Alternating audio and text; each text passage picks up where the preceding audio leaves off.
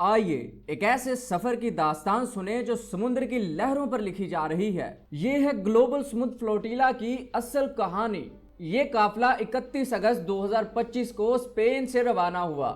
اس کے ساتھ چلنے والے ایسے لوگ ڈاکٹران، انسانی حقوق کے کارکنان، صحافی، اراکین پارلیمان اور فاعلین جنہوں نے اپنی جان کو ہتھیلی پر رکھا اور یہ فیصلہ کیا کہ وہ اسرائیل کے اس ظلم سے خاموش نہیں بیٹھیں گے۔ یہ قافلہ تقریباً 50 کشتیوں پر مشتمل ہے اور یہ 44 ممالک کی نمائندگی کرتا ہے۔ وہ سب مل کر ایک آواز بنے ہیں۔ غزہ کی بندش کو توڑنے کا عزم ہے ان کے پاس۔ ان کا سفر بالکل بھی آسان نہیں ہے، بلکہ ڈرونز ان کے سر کے اوپر گشت کر رہے ہیں اور کئی بار دھماکے سنے گئے اور کشتیوں کو نقصان بھی پہنچایا گیا اور سوشل میڈیا کے ذریعے لوگوں کے ساتھ رابطے کو ختم کرنے کی بالکل کوشش کی گئی۔ کچھ ڈرون نے کشتیوں کی مت پر اشیاء کو پھینکنا شروع کیا، کچھ نے کیمیکل مادے یا راکٹس جیسی چیزوں کو گرا دیا۔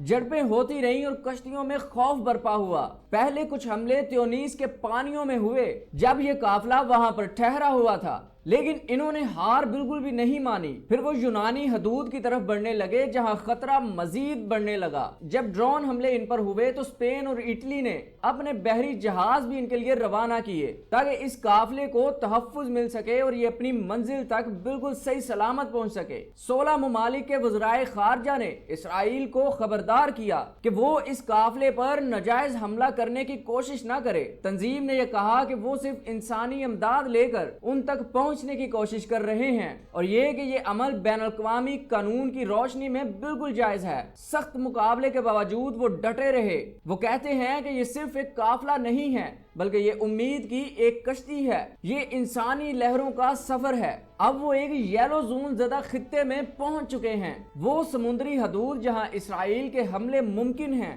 یہیں سے ریڈ زون بالکل قریب بھی ہے جہاں خطرے کی شدت 2 گنا ہو جائے گی۔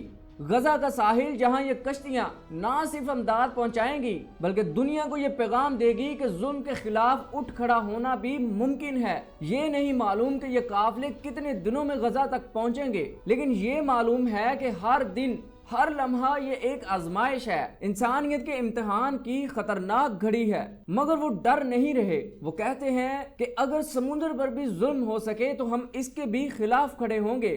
لیکن کچھ زائرین کا یہ کہنا ہے کہ یہ قافلہ 3 دن میں غزہ تک پہنچ سکتا ہے۔ یہ ہے گلوبل سمود فلوٹیلا، ایک کشتی جو امید لے کر چل پڑی ہے، ان بچوں کے لیے جو بے سہارا ہیں، ان ماؤں کے لیے جو غزہ میں ملبے کے نیچے انصاف کو طلب کر رہی ہیں۔ یہ ایک قافلہ جو سچ کی آواز بننا چاہتا ہے۔ میں آپ لوگوں سے بھی یہ ریکویسٹ کروں گا کہ غزہ کے لیے ایک ویڈیو بنائیں، غزہ کے لیے ایک دعا کریں، غزہ کے لیے ایک کوشش کریں تاکہ ان مسلمانوں کی مدد ہو سکے، کیونکہ اس فلسطین میں مسلمانوں کا قبلہ اول ہے۔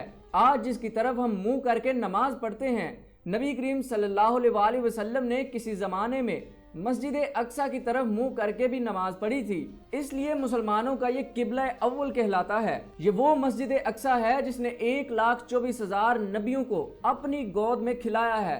آج وقت ہے کہ مسلمان یکجاں ہو کر ان کی مدد کریں، ان مسلمانوں کے ساتھ کھڑے ہو جائیں اور مسجد اقصی کے لیے شہادت بھی ملے تو وہ اس کو قبول کریں۔ اگر اس ویڈیو نے، ان لائنوں نے تمہیں ہلا دیا ہے تو پلیز غزہ کے لیے کوئی کوشش کریں، غزہ کے لیے دعا کریں۔ ملتے ہیں نئی ویڈیو میں، ہم آپ کے لیے ایسی اپڈیٹس لے کر آتے رہیں گے۔